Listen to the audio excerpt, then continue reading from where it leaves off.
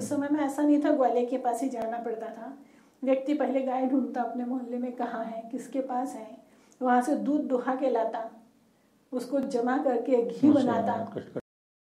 एक के पास बैल जोड़ी हुआ करती थी, तो गाय के बछड़े इसीलिए संभाले जाते थे, अच्छा बछड़ा हो या बछिया, दोनों को बहुत अच्छे से संभाला जाता था, क्योंकि वो आपके मतलब खेती का आधार थे। नस्लें बहुत अच्छी हैं। तो गिर का चलन ज्यादा हो रहा है, गिर सबसे बेस्ट मानी जा रही है, पर ऐसा नहीं है, सारी गायें अच्छी हैं।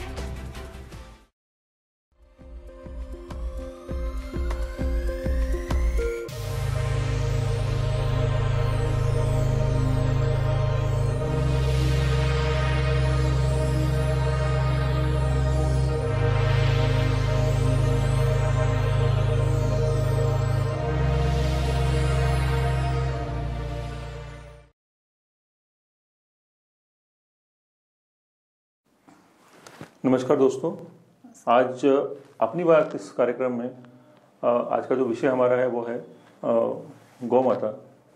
और जैसे आप जानते हैं कि भारत देश में रहकर हम लोग अगर गौ माता की बात करेंगे तो ये कोई नई बात नहीं है, क्योंकि आज गौ के संदर्भ में हजारों लोग, ऋषि मुनि, हमारे जो हैं वो साधु संन्यासी, सभी लोग इसमें लगे हुए हैं कि गौ माता का कैसे संरक्षण किया जाए, कैसे गौ माता को कटने बचाया जाए, कैसे गौ माता के प्रोडक्ट को सरल और सुलभ रूप में जनता के समक्ष पहुंचाया जाए, ताकि आम जनता भी उसके महत्व को जाने, पहचाने और उसका उपयोग कर सके और स्वास्थ्य लाभ ले सके।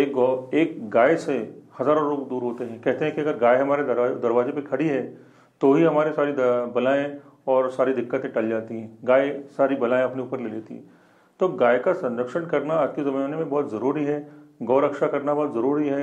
यह जानना जरूरी है कि गाय सड़कों पे क्यों घूम रही है। यह जानना जरूरी है कि अगर गाय सड़कों पे घूम रही है तो गाय का हम किस तरह से उपयोग करें, जिस तरह से वो स्लॉटर हाउस में जाने से बचे और वो भूखी रहने से बचे और दर दर भटकने से बचे और उसको कोई मारे नहीं, उसको कोई प्रताड़ित ना करे, क्योंकि गौ माता का दर्जा हमारे लिए महत्वपूर्ण है। गाय का सबसे महत्वपूर्ण जो योगदान है वो है यज्ञों में और है कृषि में। इसके अलावा थर्ड आता है अपना स्वास्थ्य लाभ में। तो आज हमारे समक्ष आदरणीय नल्ली जी उपस्थित हैं और मैं नल्ली से जानना चाहूँगा कि भारत देश में गाय का जो स्वरूप आज हम देख रहे हैं, तो गाय की दशा इतनी बिगड़ी हुई क्यों है? क्या कारण रहा होगा कि गाय आज दर दर भटक रही है और गाय का जो उपयोग है वो उतनी तो अच्छे तरीके से नहीं हो पा रहा है? नमस्ते। सबसे पहले तो मैं ये कहना चाहूँगी, आज की दुर्दशा से तो सब परिचित है, दिख रहा है सामने जो है। पर हम प्राचीन समय की बात करते हैं कि गाय का एक विशिष्ट दर्जा था और इसीलिए गौ माता कहते हैं। गाय विश्व की माता है, गावो विश्वस्य माता कहते हैं।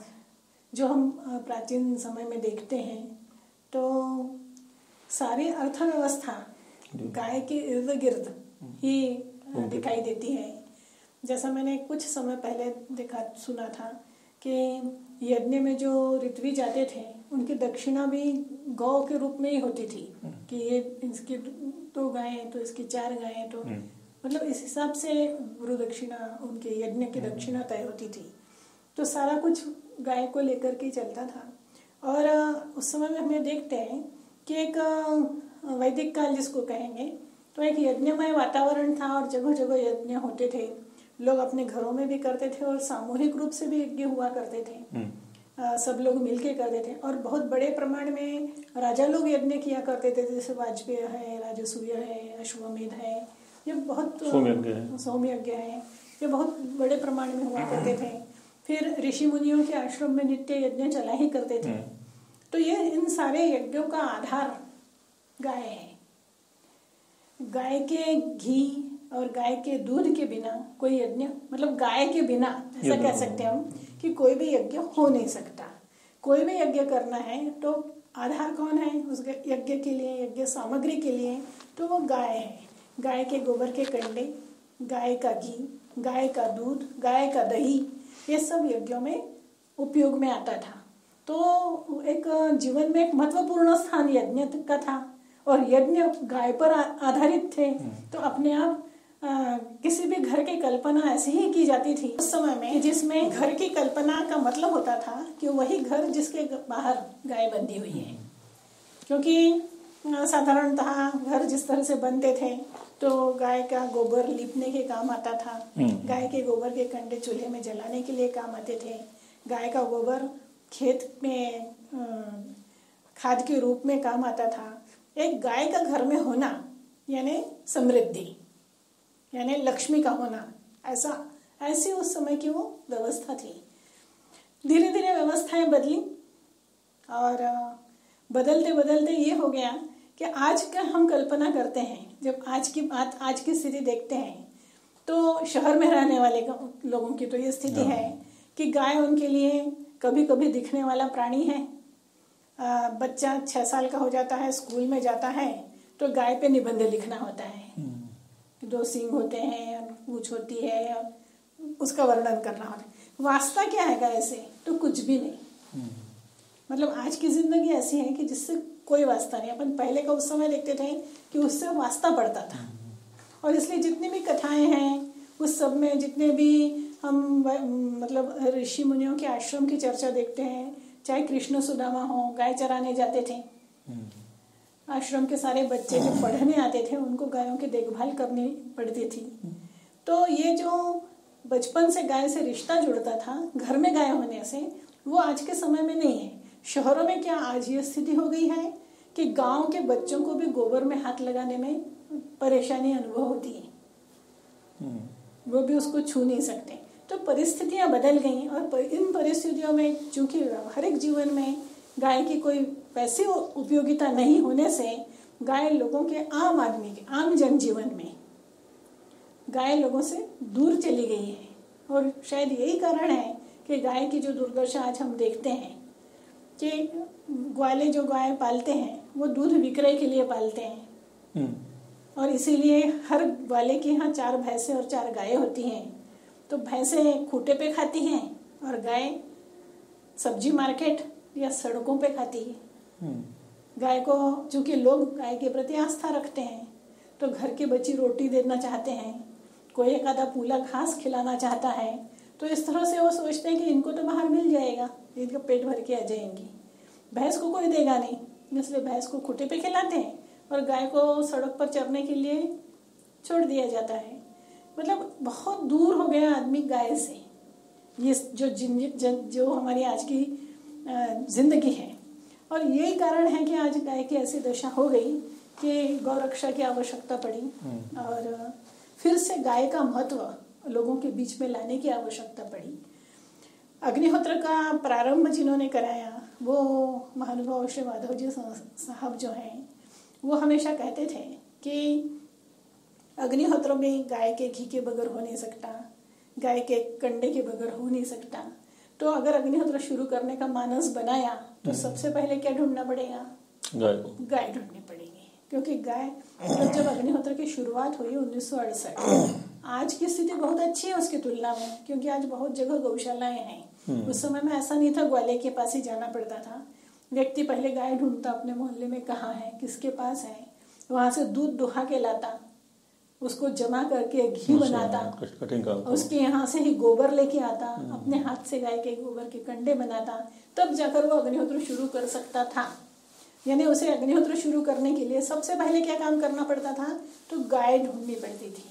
और इसीलिए साहब हमेशा ये कहते थे कि गाय का जो एक सम्मानजनक स्थान मनुष्य जीवन में था किसी समय में, वह स्थान उसको फिर से अग्निहोत्र दिला सकता है, क्योंकि अग्निहोत्र आज के समय की आवश्यकता है। और जैसा कि उनका संकल्प है साहब का, और जो उनका मतलब लक्ष्य है वह यह है कि जन जन तक अग्निहोत्र पहुंचाना है, हर घर में अग्निहोत्र होना है, यानी हर आदमी को अग्निहोत्र से जुड़ना है, अर्थात हर आदमी को गाय से जुड़ना है। तो ये वो पहले वाली स्थिति आएगी उसमें कि हर एक को गाय, निबंध लिखने की गाय नहीं रहेगी, सिर्फ उसके जीवन से जुड़ी गाय रहेगी, उससे जीवन से जुड़ी रहेगी। और इसीलिए वो ये कहते थे, वो गौरक्षा के विषय में उस समय में जो कुछ भी हालचाल हुआ करते थे, वो ये कहते थे कि सबसे अच्छा तरीका यह है आज के समय के लिए कि एक नियम बनाना चाहिए कि दूध से संबंधित कोई भी जो उत्पाद है उसका अगर हमें उपयोग करना है तो वो गाय के दूध का होना चाहिए। गाय का दूध, गाय का दही, गाय का मट्ठा, गाय के दूध से बना जो भी पदार्थ है, वो अगर दूध के बने पदार्थ हैं तो सेवन करना है तो केवल गाय के दूध से निर्मित चीजों का, भैंस के दूध का सेवन नहीं करना। अगर यही नियम बना लिया जाए तो गौरक्षा सहजता से हो जाएगी। उसके लिए कुछ करने की आवश्यकता नहीं है, कहीं धरनों पर बैठने की आवश्यकता नहीं है, कुछ नहीं। लोग जनमानस में गाय के प्रति श्रद्धा उत्पन्न होनी चाहिए और उन्होंने ये समझना चाहिए कि हमें जो आहार के रूप में लेना है वो केवल मात्र गाय का दूध है, भैंस का दूध नहीं। तो अपने आप गौरक्षा संभव हो सकेगी और ये काम अग्निहोत्र के माध्यम से संभव हो पाएगा। तो इस तरह से अग्निहोत्र, अब मैं अपने बचपन का देखती हूँ, हमें गाय मालूम नहीं थी, हमने कभी अग्निहोत्र शुरू हुआ 1963 में, 63 या 64 में जैन जी ने अग्निहोत्र शुरू किया, तो वो ग्वाला देखने के लिए गए और अपने सामने दूध दुहा के लाए। पर हमारा संबंध गाय हमने जब देखी है प्रत्यक्ष पास से, वो 12-15 साल के होने के बाद, तब तक वास्ता ही नहीं आया। मैं सोचती हूँ ज्यादातर लोगों का और शहरी लोगों की यही स्थिति है। तो जब हम उसको, जैसे जिसने कुत्ता पाला नहीं हो तो कुत्ते का पालना क्या होता है उसे समझ में नहीं आएगा, या कुछ भी किसी ने पशु पक्षी पाला नहीं हो, वैसे ही गाय को जब तक हम नजदीक से नहीं देखते तब तक गाय की जो महत्व बताया जाता है वो हमें समझ में नहीं आ सकता। जब हम उसके निकट आते हैं, उससे हमारा वास्ता पड़ता है, तो गाय के प्रति प्रेम अपने आप निर्माण होता है। और जब ये नियम लिया जाए कि गाय के दूध का ही सेवन करना है, तो जनता में ये चीज आने से ग्वालों की यहाँ भैंसों की जगह गाय आ जाएंगी, गाय के दूध को उचित मूल्य मिलेगा, जो एक स्टेप नीचे रहता है हमेशा। भैंस का दूध 60 तो गाय का 50। क्यों? जबकि वो ज्यादा स्वास्थ्यदायी है, ज्यादा लाभदायी है, तो उसका मूल्य कम क्यों? क्योंकि वो पतला है, चाय के काम का नहीं। तो आज जो हमारी रहन सहन है, खान पान है, जो उसमें चाय का बड़ा महत्वपूर्ण स्थान है, उसने गाय को दोयम बना रखा है। तो ये सारी चीजें बदलने के साथ ही गाय का स्थान अपनी जगह सुरक्षित होगा। कटने से बचाने के लिए प्रयत्न करने के बजाय हमें प्रयत्न यह करना चाहिए कि गाय के सारे उत्पाद हमारे दैनंदिन जीवन का अंग बने। वो अपने आप कटने से बच जाएगी, उसकी उपयोगिता सिद्ध होना चाहिए। एक पक्ष है ये जब हम गाय की बात करते हैं, दूध की बात करते हैं। दूसरा पक्ष भी एक महत्वपूर्ण है कि पहले किसान कहते ही से पूछते थे कितनी जोड़ी है आपके पास बैल। 1 जोड़ी का किसान है, 2 जोड़ी का किसान है, 4 जोड़ी, उसके यहाँ 16 जोड़ी है बैल की, यानी उसकी खेती इतनी बड़ी है। बैल जोड़ी से खेती का अंदाज लगता था कि बड़ा किसान है, मध्यम है कि छोटा किसान है। पर प्रत्येक के पास बैल जोड़ी हुआ करती थी। तो गाय के बछड़े इसीलिए संभाले जाते थे, अच्छा बछड़ा हो या बछिया, दोनों को बहुत अच्छे से संभाला जाता था, क्योंकि वो आपके मतलब खेती का आधार थे। उसके बगैर खेती की कल्पना नहीं कर सकते थे। खेती जुतेगा कैसे बगैर बैल के? तो इसलिए बैल का होना कितना महत्वपूर्ण था। आज पूरे गांव घूम के आया, कई गांव ऐसे हैं कि आप कई गांव घूम के आएंगे तो एक भी किसान की यहाँ एक भी जोड़ी बैल नहीं मिलेगा। जो मशीनीकरण हुआ उसने बैलों का स्थान ही खत्म कर दिया। तो फिर कौन बछड़े पालेगा, कौन उसे अच्छे से तैयार करेगा जब उसको मार्केट में मूल्य ही नहीं है, वो चीज बिकना ही नहीं है। तो एक तरफ तो गाय का दूध है, दूसरी तरफ गाय के बछड़े हैं, तो उनका वो उपयोग खत्म हो गया।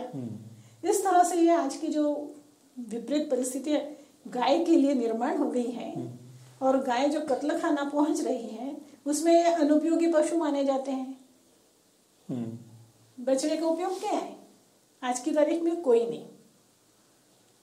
100 बछड़े होंगे तो 2-4 नंदी बनाने के लिए चाहिए, बाकी का क्या करेंगे? तो इस तरह से किसान के जीवन में से बैल खत्म हो गए, इसलिए गाय खत्म हो गई। बैल खत्म हुए इसलिए गाय खत्म हुई। पहली आवश्यकता बैल थे, दूसरी आवश्यकता दूध थी। पहली आवश्यकता दूध, आज पहली आवश्यकता खत्म ही हो गई। तो दूध तो कोई वो है ही नहीं, दूध तो किसी का भी भैंस का ले लो, डिब्बे का ले लो, कैसे भी काम चला लेते हैं लोग। तो एक वो महत्वपूर्ण पक्ष है खेती। जब हम गाय की बात करते हैं तो खेती भी आ जाती है उसके साथ में, क्योंकि खेत से बैल अनुपस्थित हुए इसलिए गाय की ये दुर्दशा हुई है। यहाँ पर एक महत्वपूर्ण सवाल आता है कि अगर गाय दूध देने वाली है तो ठीक है, फिर उसका दूध का उपयोग कहीं तो भी हो सकता है। अगर गाय दूध देती ही नहीं है तो फिर उस गाय का क्या उपयोग है? फिर उस गाय को किस तरह हम लोग पाल सकते हैं, उसको रख सकते हैं, उसका खर्चा कैसे निकलेगा? खाने पीने का खर्चा क्या गाय खुद निकाल सकती है, ऐसा सुना है, पर अगर गाय दूध देने वाली नहीं हो तो फिर क्या करे किसान और आम जनता? गाय हमेशा हर स्थिति में उपयोगी है। गाय का गोबर बहुत उपयोगी है क्योंकि वो खेत की जान है। आज इतने सारे रासायनिक खादों से गुजर करके लोग उसी की ओर लौट रहे हैं, क्योंकि वो तो मिट्टी की जान है। और एक बार आपने वो खाद डाला तो 3-3 साल तक उसका परिणाम रहता है। वो मिट्टी को भुरभुरा बनाए रखता है, वो उसको कीटों को आकर्षित करता है, केंचुओं को आकर्षित करता है। तो इसलिए गाय का गोबर ये मिट्टी की वो है, ऑक्सीजन का है या कुछ भी, जो बहुत जरूरी है। तो इसलिए गोबर का उपयोग तो है ही है। गाय जब दूध नहीं देती है तब भी गोबर और गोमूत्र, और आज के समय में उसका बहुत सारे उत्पाद बना करके भी उपयोग किया जा रहा है। हमारे स्वास्थ्य से भी इन चीज़ों का बहुत निकट का संबंध है। अग्निहोत्र की बात करते हैं तो बगैर कंडे के अग्निहोत्र संभव ही नहीं, अग्नि तो चाहिए और वो गाय के गोबर का चाहिए। तो गाय का गोबर मतलब दूध, एक दूध ही नहीं है गाय यानी दूध, ऐसा अपन जो सोचते हैं वो चीज गलत है। गाय की उपस्थिति ही आपकी संपन्नता का कारण है, क्योंकि वो गोबर और गोमूत्र तो देगी, वो दूध की उम्र में आने तक भी ये चीजें देती हैं। एक उम्र में वो दूध देती हैं, 10 साल का मान लो पीरियड उसका ऐसा है जो दूध देती है। फिर उसके 2-4 साल ऐसे होते हैं जो बिना दूध के होते हैं, उसके पहले के 2-4 साल बिना दूध के होते हैं। पर वो पूरे समय, उस पूरे चक्र में, अपने जीवन चक्र में उसका जो गोमूत्र और गोबर है वो हमेशा ही आपके लिए उपयोगी है। तो इसलिए अनुपयोगी ऐसा कुछ नहीं है। पर चूंकि आज क्या है कि आज की हमारी सारी जो वो है किसी भी चीज को देखने का, वो हम अर्थ से तौलते हैं उसको, और अर्थ से तोलने की वजह से ऐसा लगता है कि खाली गाय दूध नहीं दे रही इसलिए अनुपयोगी है। वो अनुपयोगी नहीं है। उसका अगर इस तरह से आप खाद बनाओ, खाद विक्रय करो। आज तो बहुत सारी चीजें प्रोडक्ट बनने लगे हैं, गमले बनते हैं, बहुत सारे सजावटी सामान बनता है, बहुत सारे ब्यूटी प्रोडक्ट बनते हैं। किसी भी चीज में हम गाय के गोबर का उपयोग कर सकते हैं, और वो हमारे लिए गाय हर परिस्थिति में उपयोगी है। तो केवल दूध से तोलना गाय को, ये गाय को बहुत ओछी नजर से देखना है। दूध से तौल गाय की कीमत अगर हम तय करते हैं तो ये तो बहुत ओछी नजर से देखना है। एक उसकी उपस्थिति जो है वही एक वातावरण में प्रसन्नता निर्माण करती है। अभी मैंने कुछ दिन पहले पेपर में पढ़ा कि आजकल वो काउ थेरेपी विदेशों में होती है, लोग जा करके गले लगाते हैं गाय को, और ऐसा कहा जाता है कि गले लगाने से बीपी नॉर्मल होता है, मानसिक रोग दूर होते हैं, बहुत सारा टेंशन। तो गाय अगर दूध भी नहीं दे रही है तो भी गाय के ऊपर अगर हम हाथ फेरते हैं, इतना अच्छा लगता है गाय की उपस्थिति में रहना, उसके पास रहना। वो वाला बहुत सारी चीजें देती है गाय। तो सही में अपने आप में एक थेरेपी ही है खुद गाय का उपस्थिति। तो इसलिए पैसे से तोलना तो बहुत गलत बात हो जाती है।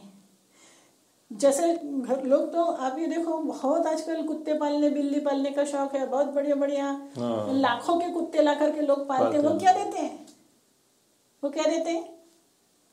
कुछ नहीं देते। बिल्ली पालते हैं, क्या देते हैं? कुछ नहीं देते। तो हम जब इस तरह के फालतू चीजों को पाल कर, मतलब फालतू नहीं कह रहे हैं, चौकीदारी के लिए है, अपना मन बहलाव के लिए है, पर हम जब इनको इतना महंगे में लाकर पाल करके अपेक्षा कुछ नहीं करते, तो फिर गाय से क्या अपेक्षा करते हैं? उसकी उपस्थिति ही आनंद देने वाली है, और फिर उसका गोबर और गौमूत्र तो काम आता ही आता है। तो हर चीज को पैसों से अगर हम तोलें तो वो बात गलत हो जाती है। और आज ऐसी स्थिति है कि जो ग्वाला है, ग्वाले को तो एक दिन गाय नहीं सुहाती अगर वो दूध नहीं देती। वो तत्काल उसको बेच देता है और नई गाय ले आता है। उसको 2 महीना भी खिलाना भारी पड़ता है। वो गाय बराबर बदलता रहता है, क्योंकि वो सिर्फ पैसों से तोलता है। तो केवल ग्वालों के भरोसे गाय नहीं, गाय लोगों के साथ जुड़नी चाहिए। मुझे आज की परिस्थिति देख के बहुत अच्छा लगता है कि इस समय में बहुत सारे लोग गाय के ऊपर काम कर रहे हैं, बहुत अच्छा काम कर रहे हैं, और गायों के लिए जगह जगह उनके विकास के लिए कार्य हो रहा है, उनके नस्ल सुधार के लिए कार्य हो रहा है, और उनके उत्तम देखरेख हो रही है, और बड़े प्रेम से हो रही है। मतलब कई जगह देख करके मन प्रसन्न हो जाता है। गायों का ऐसा बड़ा समूह इतने आराम के साथ रह रहा है। गाय की बहुत सारी क्वालिटीज वहाँ देखने पर समझ में आती हैं। अपना नाम पहचानती हैं, अपने मालिक से किस तरह से प्यार करती हैं, कैसे मतलब अपने मालिक के लिए दौड़ करके लड़ने के लिए किसी से भी तैयार हो जाती हैं। बहुत सारा जब आप उनको देखते, तो ये सारा मैंने बहुत सारी गौशालाएं घूमी हैं जो अच्छी गौशालाएं, और वो सब देख करके मुझे बहुत खुशी होती है, क्योंकि अपना जो कार्य है वो अग्निहोत्र प्रचार का कार्य है। घर घर अग्निहोत्र हमें पहुंचाना है, हमारा संकल्प है कि प्रत्येक व्यक्ति अग्निहोत्र के साथ जुड़ना चाहिए, और उसका आधार गाय है। जो मैं 1968 की बात कर रही थी कि ग्वाला ढूंढना पड़ता था गाय के लिए, आज बहुत सारी गौशालाएं घी बनाती हैं, बहुत सारी गौशालाएं कंडे बनाती हैं। अगर 1 लाख लोग तत्काल अग्निहोत्र शुरू करना चाहें तो उनके लिए घी और कंडे उपलब्ध सहजता से हो सकते हैं। ये हमारे पूरे देश की स्थिति है आज की तारीख में। तो ये तो ईश्वरीय कार्य है कि अग्निहोत्र घर घर पहुंचे, अग्निहोत्र आज के साथ। तो इसलिए मैं तो ये मानती हूँ कि ईश्वरीय लोगों को प्रेरणा देते हैं और उनके मन में ये विचार निर्माण करते हैं, और लोग इस तरह से काम करने के लिए लोग अपना पूरा जीवन लगाए हैं इस तरह के काम में। मैं उन लोगों को बहुत धन्यवाद देना चाहती हूँ कि उन्होंने बहुत अच्छा काम किया है गाय के लिए। और वो एक जो ईश्वरीय कार्य है, महत्वपूर्ण एक युग परिवर्तन के संधि काल में होने वाला है, उसमें उनका एक महत्वपूर्ण रोल वो अदा कर रहे हैं, जिससे शायद वो उतनी तरह से परिचित भी न हो। तो वे बहुत अच्छा काम कर रहे हैं, और इसी तरह से अगर कार्य चलता रहा तो लोगों में गाय के प्रति एक जो प्रेम निर्माण होना चाहिए। केवल लड़ने भिड़ने, दूसरों को रोकने, गाय को लेकर के धार्मिक उन्माद पैदा करना, ये सब गलत बात है। धर्म से जोड़ने की आवश्यकता ही नहीं है गाय को।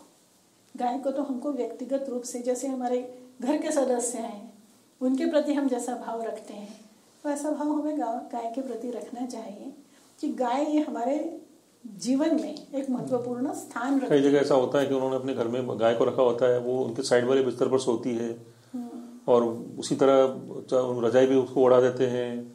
कई लोगों को मैंने वीडियो देखा कि वो गाय के पैर दबाते हैं, जैसे अपनी माँ के पैर दबा रहे हैं, क्योंकि माँ के समतुल्य माना है उसको, इसलिए है। मैंने भी देखा था, वो टिमरनी में धन्नालाल कुशवाहा जी थे, तो उनके यहाँ बच्चे जब छोटे रहते थे तो उनके बिस्तर के पास उनका वो बिछा दिया जाता था, उनको कपड़े पहनाए जाते थे, और वो बोरा बिछा करके उनके पास में ही सोया करते थे बड़े होने तक। तो मतलब जो लोग पालते हैं वो बड़े प्रेम से ही पालते हैं, घर के सदस्य जैसा ही पालते हैं, और ये होना चाहिए। देखो, हम गौ माता कहते हैं, तो माता का मतलब पोषण है, पोषण है, क्योंकि हमारा पूरा, तो गाय कैसे पोषण करती है? केवल दूध से नहीं करती। गाय का पोषण करने की जब हम बात करते हैं, हम उसे माता कहते हैं, यानी जिसके भरोसे हम जी रहे हैं, ऐसा कहना चाहिए। तो वो उसका पोषण प्रकृति के लिए पोषण है, प्रकृति के माध्यम से हमारे लिए है। हम भी प्रकृति का हिस्सा हैं। तो यज्ञ के माध्यम से गाय का घी और दूध और कंडे सब इस्तेमाल होते हैं, उससे प्रकृति सशक्त होती है, प्रकृति समृद्ध होती है। और प्रकृति सशक्त और समृद्ध और स्वस्थ होती है तो उसमें रहने वाले जीव जंतु, मनुष्य, सारे प्राणी सशक्त होते हैं, स्वस्थ होते हैं, संपन्न होते हैं। तो गाय केवल हमारा पालन करती है ऐसा नहीं, इसलिए गावो विश्वस्य मातरः कहते हैं। पूरे विश्व का पालन करती है, वो पूरे विश्व की माँ है, क्योंकि वो विश्व का पालन करती है। सब सारे पशु पक्षियों का वो पालन करती है। सारे पहाड़, नदी, सर्वोच्च स्थान पर खेती, सब कुछ उससे जुड़ा हुआ है, क्योंकि यज्ञ से गाय जुड़ी है और यज्ञ प्रकृति से जुड़ा हुआ है और हम प्रकृति का हिस्सा है। तो गाय का स्थान बहुत बहुत बड़ा है। दूध देना एक बहुत छोटी बात है, बहुत ही छोटी बात है। गाय का स्थान तो बहुत उच्च है। अगर हमें खुशी से रहना है, अगर हमें संपन्नता से जीना है, अगर हमें स्वस्थ जीना है, हमारे जीवन में प्रेम, आत्मीयता हमें चाहिए है, अपनत्व चाहिए है, चारों तरफ हरियाली और अच्छा वातावरण चाहिए है, तो हमें गाय चाहिए पहले, क्योंकि गाय के माध्यम से हम यज्ञ कर सकेंगे और इस वातावरण को समृद्ध कर सकेंगे। तो गाय का स्थान तो बहुत ऊंचा है। हम जो बातें कर रहे हैं दूध और बैल और ये बहुत छोटी बातें हो गई हैं। और शायद गाय का ये जो स्थान है, इसको पहले के लोग समझते थे और इसीलिए गाय को उन्होंने माता का दर्जा दिया। देवतुल्य है, देवतुल्य है। इसलिए माता यानी केवल माता कह करके अपनी माँ से भी बड़ी माँ है वो पूर्ण प्रकृति का पोषण कर रही है, प्रकृति का, हमारी माँ का भी पोषण कर रही है। तो उसका स्थान बहुत ऊंचा है। अभी नंदी जी के कहने पे मुझे एक बात याद आई कि मैंने एक नियम लिया हुआ, यहाँ गौशाला है और यहाँ गिर नस्ल की देशी गायों को यहाँ आदरणीय नंदी जी ने अपने बहुत ही कठिन प्रयासों से रखा हुआ है। तो मुझे मैंने एक निर्णय लिया, निश्चय किया मैंने कि रोज एक गाय हमारे इसका नाम सोना है, तो मैं रोज उसके पास जाता हूँ, उसके पैर चरण स्पर्श के करना मेरे अपना नियम बना दिया। उसके ऊपर हाथ घुमाना, उसके ऊपर पाना, उससे बातें करना।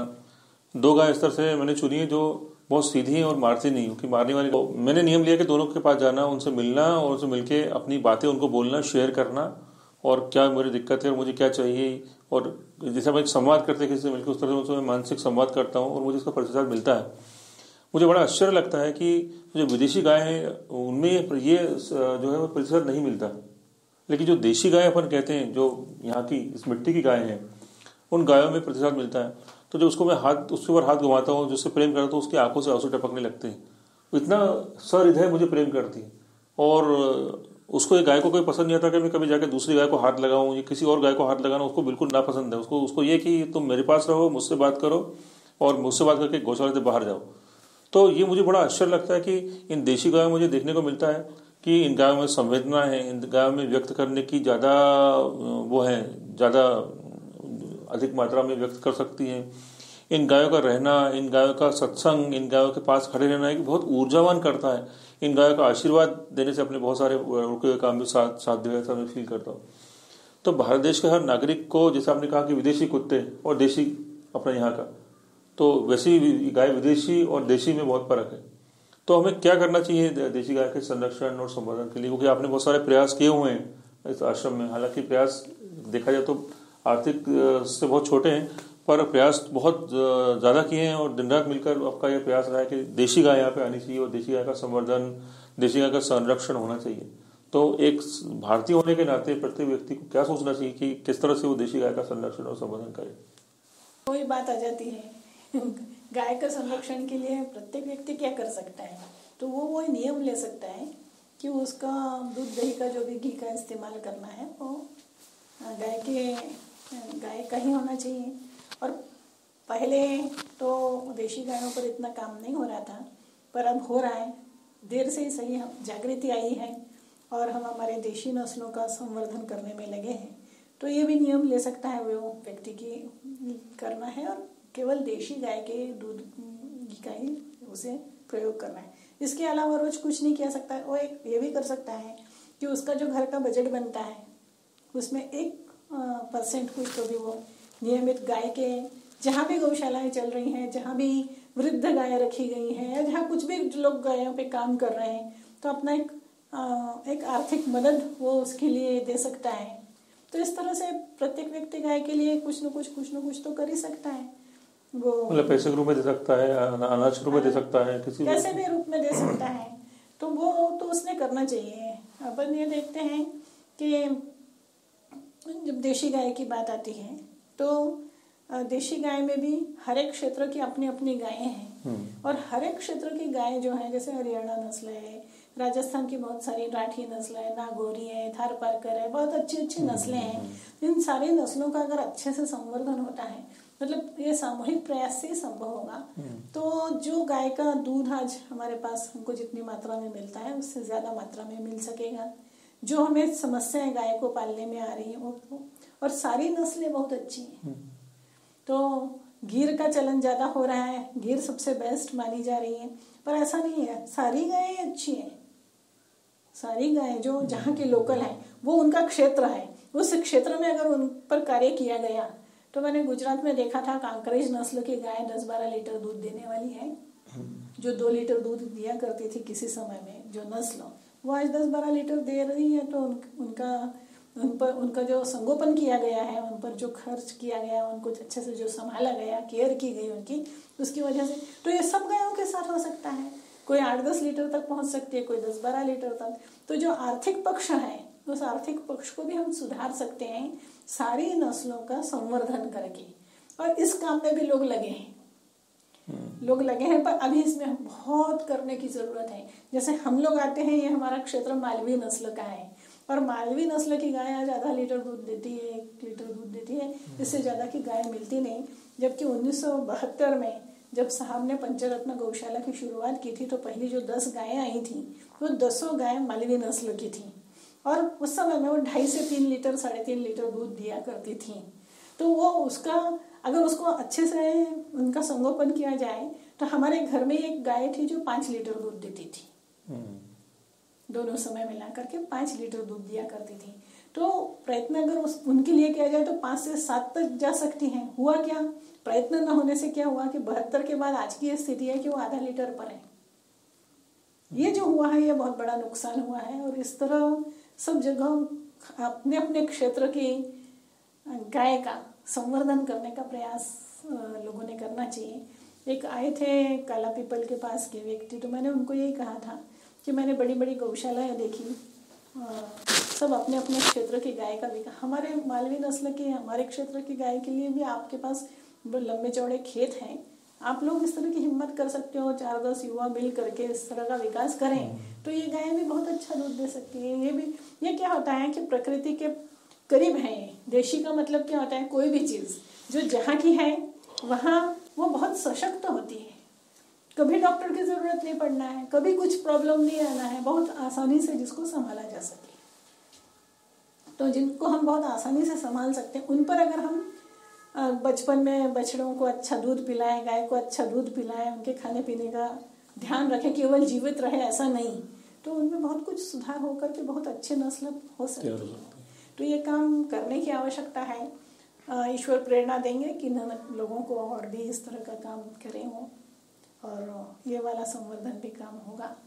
जो काम उस समय में कृष्ण भगवान ने किया था, वो काम आज सबको कृष्ण बनने की आवश्यकता है। सबको गोपाल होने की आवश्यकता है, गोवर्धन होने की आवश्यकता है। गाय को संभालना, गाय के उत्पादों का भरपूर उपयोग करने की आवश्यकता है, संवर्धन करना, इसके लिए प्रयास सबको करना पड़ेगा। और यह जो प्रयास कर रहे हैं उनको सहयोग करना, प्रत्यक्ष हम कुछ नहीं कर सकते हैं, तो ऐसा जो लोग प्रयास कर रहे हैं उनको मदद करना, इस तरह के काम से ये काम संभव होगा, और ये होके रहेगा, इसका मुझे विश्वास है। इसलिए विश्वास है कि अग्निहोत्र हर हाल में आना है। हर व्यक्ति को इच्छा हो या न हो, अग्निहोत्र के साथ जुड़ना है, यानी उसको गाय के साथ जुड़ना ही है। ये तो निश्चित है, ये तो उसका भविष्य तय है। ईश्वर ने तय कर रखा है कि उसको अग्निहोत्र से जुड़ना है, अर्थात गाय से जुड़ना है, तो ये काम होगा। जैसे अब पिछले 25-30 साल में बहुत अच्छी स्थिति बनती जा रही है, इससे कई गुना अच्छी स्थिति बनना बाकी है, अभी बहुत कुछ काम होना बाकी है। पर इसको धार्मिक उन्माद के साथ नहीं जोड़ना चाहिए, वहाँ जब वो होता है तो वो अच्छा नहीं लगता है। बस बाकी तो वो काम बहुत बढ़िया चल रहा है। तो आज के इस चर्चा सत्र में हम लोगों ने आदरणीय नंदी जी से जाना और समझा कि हमें गाय को अगर दर दर भटकाना है और गाय का उपयोग अगर हमें प्रत्येक मनुष्य तक पहुंचाना है तो उसका सबसे आसान उपाय है कि गाय के सारे प्रोडक्ट यूज किए जाएं, गौमूत्र और गोबर से अलग अलग प्रोडक्ट बनाए जाए, जनता तक पहुंचाया जाए और गाय का दूध उपयोग किया जाए। गाय की महत्वता समझी जाए कि गाय क्यों हमारे लिए महत्वपूर्ण है, गाय हमें क्या क्या देती है, इसका पूरा आकलन किया जाए। अगर करें हम आकलन तो गहराई में पहुंचने के बाद हमें महसूस होगा कि गाय न केवल दूध देती है, गाय न केवल गोमूत्र देती है, गाय न केवल गोबर देती है, बल्कि गाय के संरक्षण से, गाय के रहने से हमें एक बहुत बड़ा दैवीय एहसास होता है, एक बहुत बड़ा प्रेम हमें उससे होता है, हमारा जुड़ाव उससे होता है, हमारा रिलेशन उससे स्थापित होता है। और यही गाय का रहना ही हमारे लिए, हमारे जीवन के लिए महत्वपूर्ण है। बहुत सारी बीमारियां, बहुत सारे रोग उसके रहने से ही दूर हो जाते हैं। तो उसका उत्पाद अगर हम लोग उपयोग करेंगे, अगर उसके गोबर और कंडे और घी से यज्ञ होंगे तो इसके द्वारा गाय का स्लॉटर हाउस जाना बचेगा, गाय का महत्व जन जन तक पहुंचेगा और गाय फिर कभी रोड पर नहीं घूमेगी, कहीं रोड पर दिखेगी नहीं, भैंस का महत्व कम होगा। और इससे फायदा ये होगा कि प्रत्येक मनुष्य सुखी होगा, प्रत्येक मनुष्य रोग मुक्त होगा और प्रत्येक मनुष्य आनंद में होगा। तो आज का कार्यक्रम यही समाप्त होता है। अगले सेशन में फिर हम लोग नए विषय को लेकर उपस्थित होंगे। तब तक के लिए आप सभी का नमस्कार।